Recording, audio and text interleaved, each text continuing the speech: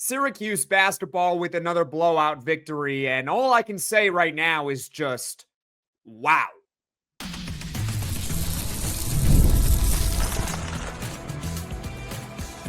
You are Locked On Syracuse, your daily podcast on the Syracuse Orange, part of the Locked On Podcast Network, your team every day. This team is awesome. Sorry, am I jumping the gun? Hello, everyone. Locked On Syracuse, Jackson Holzer. Thank you for making us your first listen of every single day here on the Locked On Podcast Network. Your team every day. Of course, we're always free and available wherever you get your podcasts.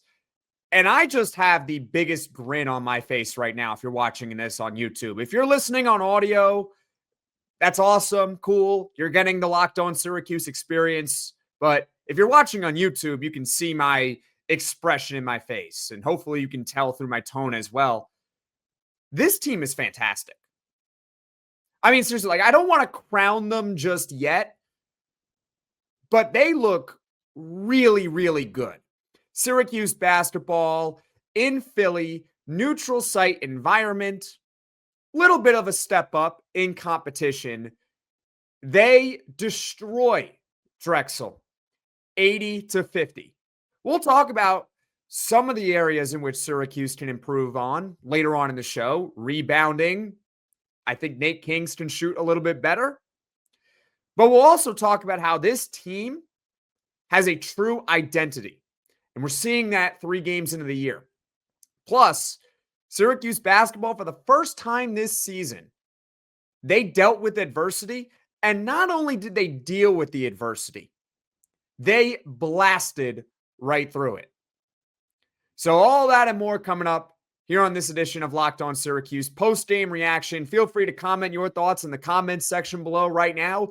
Do you believe at this point that Syracuse basketball already is an NCAA tournament team? I actually just checked KenPom right now for a live update where Syracuse is. They are up to 48 in KenPom. 48. And all they have done is just absolutely dominate lesser competition. But that's the point. You play against lesser competition and you're supposed to dominate that competition. Syracuse basketball doing exactly that. But there was a little bit of adversity for this game. Started pregame, J.J. Starling, a star guard for Syracuse, no pun intended.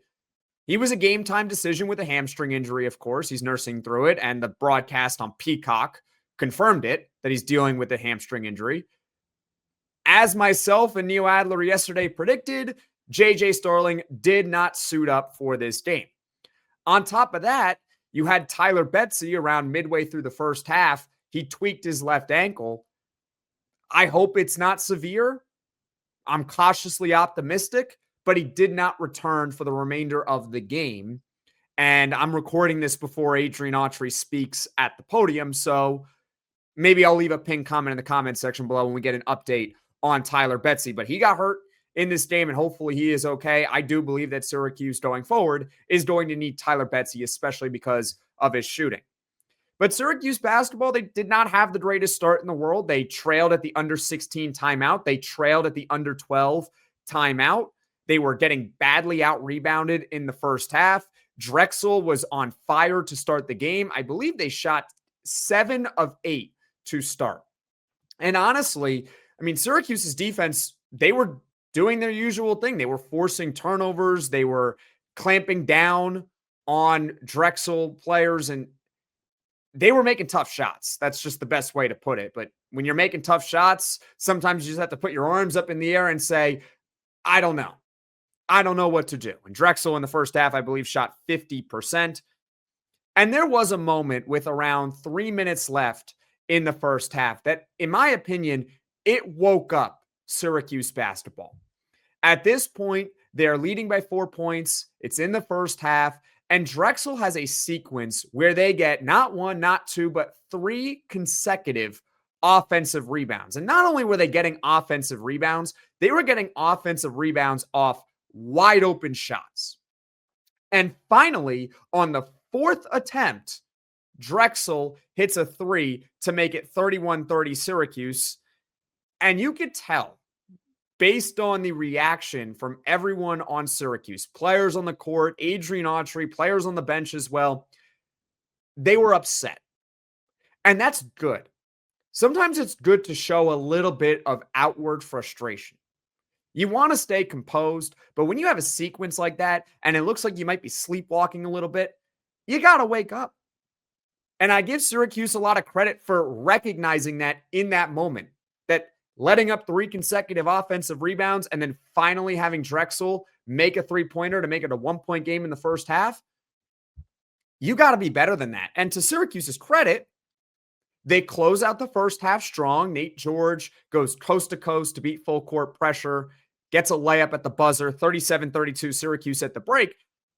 And I was feeling pretty good. Even though Syracuse was getting, I think, out-rebounded 19-7, I felt that the way the game was going, it was not reflective of the score. Syracuse was just going to have to be a little bit better offensively, and defensively, they were fine. They were forcing turnovers. Drexel at some point is just going to start missing shots. And that is essentially what happened, because the second half of this game for Syracuse was a complete masterclass on how to play basketball, regardless of the level of play. They were absolutely outstanding. They outscored Drexel in the second half, 43-18. They didn't give him a chance. They forced multiple turnovers with full court pressure. Syracuse was having its way, getting to the rim. If Nate George wasn't finishing, if Luke Fennell wasn't finishing, if Kiyan Anthony wasn't finishing, then you had multiple guys there for putback dunks, whether it was Donnie Freeman, whether it was William Kyle. I felt one of the big moments of the second half when Syracuse, they were starting to pull ahead. They were up by double digits, but 2 freshmen, Sadiq White and Luke Fennell, made 5 straight free throws. 5 of them. You had Sadiq White in transition get fouled, knock down 2 free throws. Luke Fennell at the end of the shot clock gets a little bit bailed out, gets fouled, goes to the line, hits 3 consecutive free throws. That's 5 points right there. That's how you extend a double-digit lead around 10, 11, 12 points to all of a sudden an 18, 19, 20-point lead. As Brent Axe says, and Brent Axe, a former professor of mine, also does a post-game podcast as well, free throws matter. He is absolutely right. So I just wanted to highlight that moment as well. And Syracuse on defense, like I said, they did their usual thing. How many turnovers did Drexel have as a team? I have it right now. 18 turnovers, according to ESPN. And a lot of it is because of Syracuse. It's not just because of the opponent that they're playing. Obviously, that helps. But Syracuse is just pressing up on all of these offensive players. And I think it's honestly contributing to the lack of rebounding so far. But they're doing a great job of pressing up on everyone, helping when someone gets beat. And as a result, you're creating a lot of havoc, a lot of confusion, and you're creating turnovers. And coming up, we'll talk about a lot of the positives right now for Syracuse basketball, because for the most part, it's positive. Like, I know that's really not on brand for me. Like, I'm usually the big, yelly, screamy guy, even though I'm not big, but I do yell because the team is just not playing well. They're losing, and I react the way I react, but I call it like I see it. Like, this Syracuse team is just night and day from what we saw last year, from what we saw in year 1 with Adrian Autry, and any of the final years of the Jim Boeheim era. They look great. And coming up, we'll talk about how this Syracuse team has a true identity. So stick with me here on Locked On Syracuse. It's the weekend. Let's crown this week's MVP on Who Delivered, powered by DoorDash. Just like you can win every Saturday with DoorDash Streaks, saving more every time you order, these players delivered when it mattered most. And let's break it down for Syracuse basketball. Once again, this is really good. So many possible options. I don't know. I can't. How do I pick one? You know what? Kiyan Anthony, he led the team in scoring. So let's go with that. 18 points, 7 of 12 from the field, played 28 minutes. He was really good for Syracuse basketball. He is the real deal for Syracuse basketball. So congratulations to Kiyan Anthony. And just like Kiyan Anthony delivered for Syracuse, DoorDash delivers your Saturdays. And with DoorDash Streaks, you save every Saturday you order. Stack it up all season, and you could save up to $250, including $100 in DoorDash credits. Order this Saturday. Keep the streak alive. Fuel your game day only with DoorDash. Terms apply. Promo period through November 18th. Syracuse basketball in a neutral site. They beat Drexel 80-50. And hey, thank you so much for tuning in to Locked On Syracuse for this post-game reaction. If you can just do me a quick favor, if you haven't done so already, please feel free. Hit that like button, hit that subscribe button. It helps the channel grow to reach all Syracuse Orange fans in what figures to be potentially a really awesome Syracuse basketball season. And guess what? On Locked On Syracuse, we got plenty of more content coming your way about Syracuse basketball. Let's go over the positives. Like, I'm in an upbeat mood. And Syracuse basketball is a big reason why. Another reason why, not to get too personal on here, but I slept in for the first time in forever. So I'm well rested. I was looking forward to watching Syracuse basketball. But I think one of the big positives of this game, in fact, I think it's the biggest positive, is for the first time all year, they dealt with adversity. Let me actually amend that. For the first time in the regular season, they dealt with adversity. They didn't get off to the greatest start. Drexel was shooting out of its mind. You had a player go down to an injury in Tyler Betsey, and hopefully again that he's okay with a left ankle injury, it appears. You had a bad sequence at the end of the first half, which led to a three-pointer for Drexel, and Syracuse only had a 1-point lead with a few minutes left in the first half. And it's one thing to overcome adversity. It's another thing when you just shatter right through it. You just get over that mental block. And this is what good teams do. Duke, if you've been paying attention, they did not get off to the greatest start against Indiana State. I think they were trailing 14-4 in the beginning of that game. They won in a blowout. NC State at times this season, they have not gotten off to the greatest start in the world in the first half, and they blow teams out. I'm not expecting perfection, nor should you expect perfection. Sometimes the team is going to be a little flat. They're not going to be playing well. But it's how you overcome it. And Syracuse didn't overcome it by beating Drexel by 11 points or hanging on and beating Drexel by 7, which would cause a much different reaction. They won this game by 30.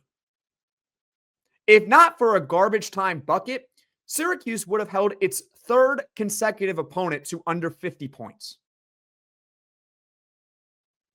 So it's great that they got a little bit of a taste of adversity, and it's even better that they shattered through that adversity.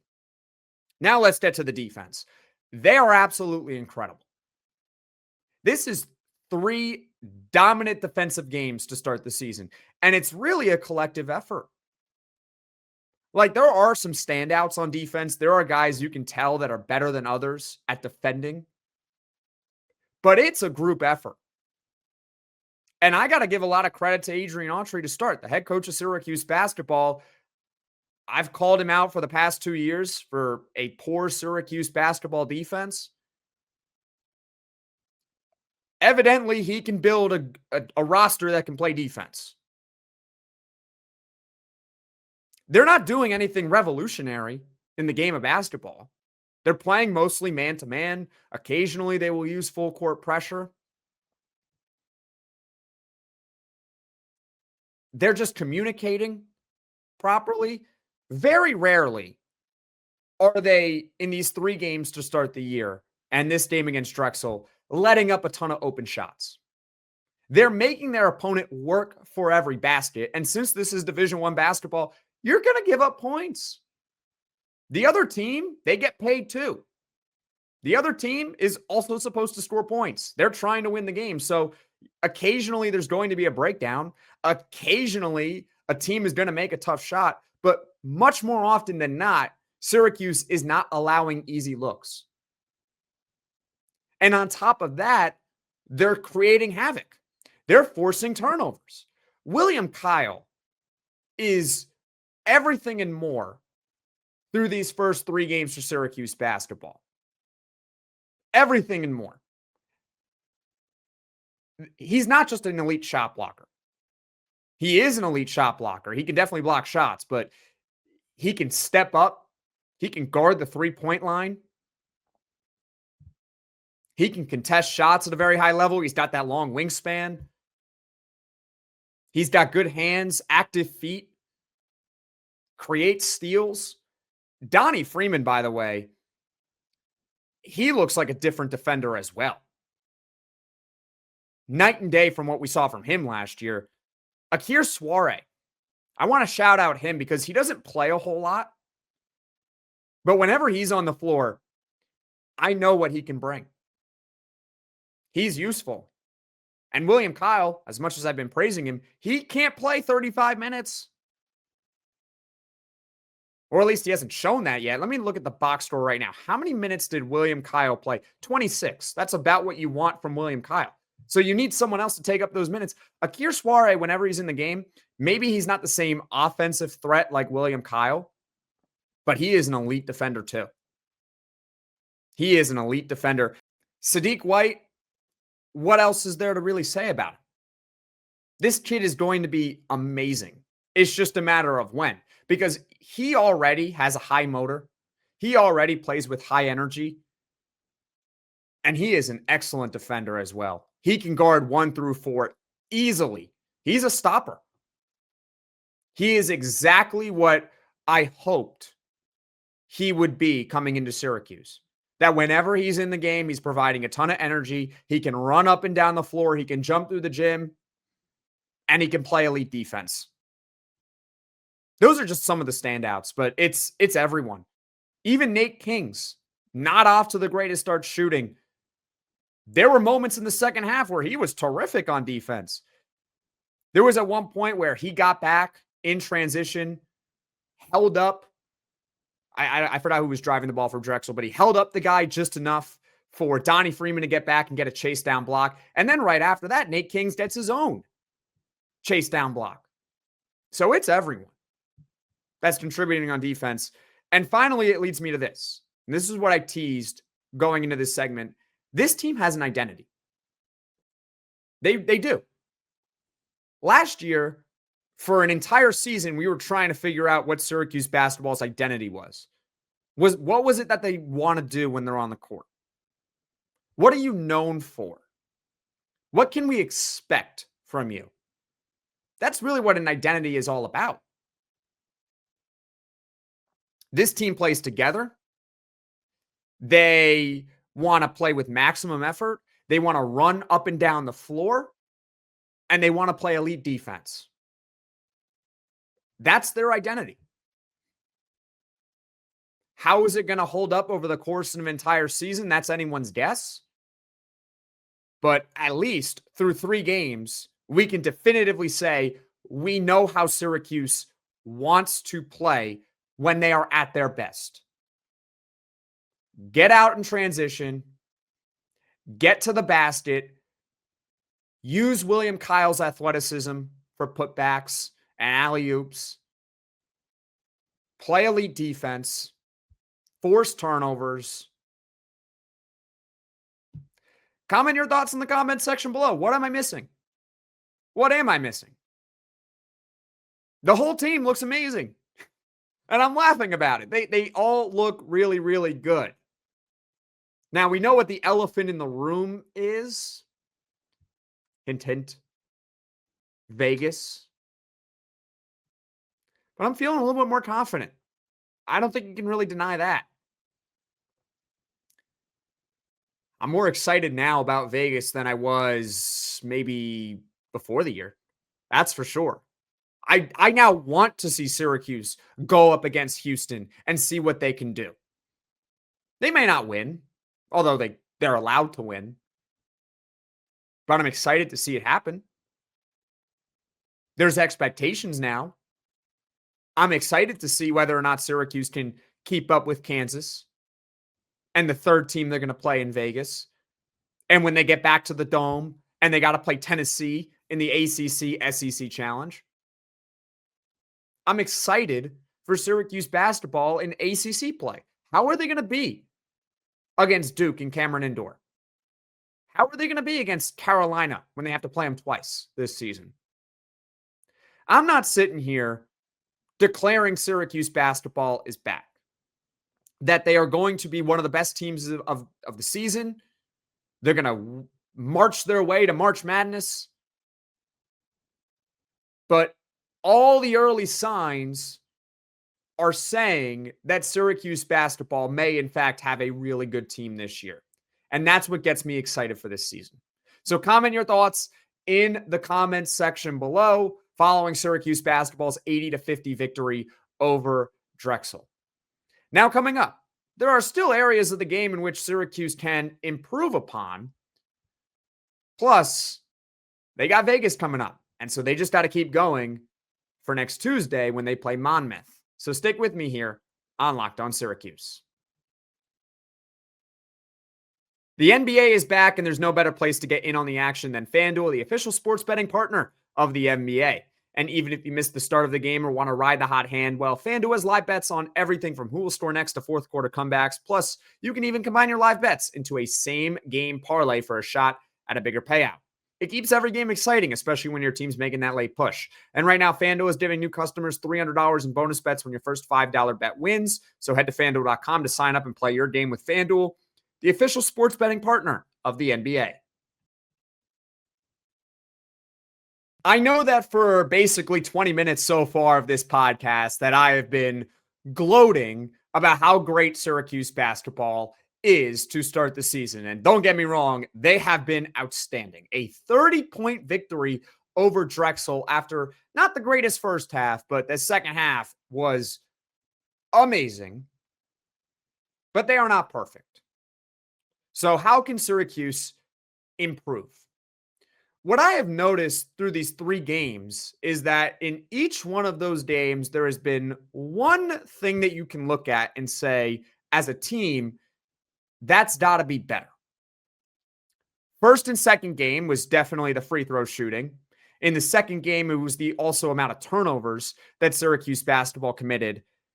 In this game, it's the first time that it's popped up so far this season. The rebounding was an issue for Syracuse basketball in the first half, especially. I think they were out rebounded 19-7 in the first half of rebounding. I mean, you got to box out. And then when you go up, it's like that meme from that Baylor kid back in the day in the NCAA tournament. You go up with 2 hands, then you grab the ball, then you come down with it. That's a rebound. Syracuse has to do that a little bit better. I think what hurt them at times in this game was when a player for Syracuse got beat and the help defense arrived. And the help defense, for the most part, is really good for Syracuse. But when you're helping on defense, all of a sudden, someone could be left open for the other team. And as a result, when Drexel would take a shot and there's help defense, all of a sudden there's a guy left uncovered. And so I think that's what contributed to the lack of rebounding at times during this game, because it's not like Drexel is some big overpowering team. But when they can get that first step on you, force the help defender to come, it leaves someone open. So either that open guy is going to get an easy shot, or the player for Drexel that shoots the ball misses, but that guy that the defender was helped on is there for an offensive rebound. And I think that at times, that's what hurt Syracuse basketball. They were better in the second half at rebounding because they did not lose the rebounding margin by 12, but they still did lose it. I'm looking at the team stats right now over on ESPN. The rebounds were 39-36 for Drexel. Good news for Syracuse is they weren't awful at the free throw line today. I'm doing the calculation right now. They were 11 of 15, 73%. So still not great, but they shot a little bit better from the free throw line. That has got to be better. One more thing that I want to hit on is Nate Kingz. What I like about Nate Kingz is that he can contribute to winning in many different areas of the game. I think that his defense has been mostly solid. He's obviously very athletic. He can run up and down the floor, so he can play Syracuse's transition game that they want to play. And he can get to the rim as well. He can handle it a little bit. I like Nate Kingz. But let's be honest about Nate Kingz. He's really here to be the primary three-point shooter for Syracuse basketball. And today, I was hoping when he made a three-pointer in the first half, it was a nice, I think it was from the corner. Memory's off right now. It's a little foggy. I apologize. But he made a three in the first half. He either started 1 for 1 or 1 for 2. And I was like, all right, here comes Nate Kingz. It's going to be a big Nate Kingz shooting the ball day. And he ends up going 1 for 5 from 3. So he has not shot the ball well from 3 in any of the regular season games so far. And I don't believe he was good in any of the exhibition games from three-point land either. So how does Syracuse unlock his shooting? Because he's not getting bad looks. I mean, when you're a 45% three-point shooter at Oregon State the previous season, teams know that. They're going to scout you, and they're going to know to push up on you. So how does Syracuse get him more open looks? And when he gets the open looks, can he make it? That's like my only, that's been a reoccurring trend so far this season is Nate Kingz and his three-point shooting. But again, I appreciate that he's not one-dimensional. He can help the team win even when his three-point shooting isn't going. But when Syracuse goes to Vegas, they're going to need him. All hands on deck. They might need Nate Kingz to hit 5-6 threes to beat Houston or to beat Kansas or that third team that they play in Vegas. They'll be fine against Monmouth on Tuesday. They don't need Nate Kingz for that game. Nate Kingz, if you want to have another off day shooting against Monmouth, that's totally fine. But come Vegas, it's got to wake up. Would you maybe move Nate Kingz out of the starting lineup? Comment your thoughts in the comment section below. I also don't think that that is a bad idea for Nate Kingz if he was coming off the bench. Again, he's a useful player. I like him. But if we're talking about how Syracuse can really hit its ceiling, he's got to shoot the ball better from deep. Comment your thoughts in the comment section below. There are not many negatives for this team right now, and that's a credit to them. That's a credit to this coaching staff. That's a credit for Alex Klein and Autry specifically for how they built the roster this season. They look really good. They really do. And I hope that they can carry this momentum for Tuesday when they play Monmouth. They can have another nice, easy blowout victory and then go to Vegas. And maybe that's the time where we can say that Syracuse basketball is officially back. Now, as far as what's coming up on Locked On Syracuse here in the near future, tomorrow there will be no podcast, but we will be back on Monday with another full show. We might do a fan reaction show going through your comments in the comment section below and also on X at @LO_Syracuse. So stay tuned for that. I'm also hoping to get on Mike McAllister. You guys may know him, publisher for 24/7 Sports for Syracuse. Hopefully we can have him on this week to talk some Syracuse football recruiting specifically, because I'm keeping up with the news too. I know that they might potentially flip a guy from the SEC, a quarterback, Peyton Falzone. So hopefully we can get on Mike McAllister at some point this week for his insight. And of course, next Tuesday, Syracuse basketball back in action. They take on Monmouth at, I believe, 9 p.m. Eastern. Who made the schedule? First of all, Syracuse had a week off before this game when everyone else seems to be playing. And then a 9 o'clock game Eastern time on a Tuesday against Monmouth? I might be missing something. Maybe there's some sort of arena conflict with the Dome, and that's why it has to be at 9, but 9 o'clock. I mean, I have to find something to complain about. I mean, that's kind of my brand, right? But that just about does it. Thank you all so much for watching. Thank you all so much for listening. If you like this podcast, be sure to hit that like button. If you really enjoy the podcast, be sure to hit subscribe. Tell all your friends about Locked On Syracuse, and I'll see you all again soon.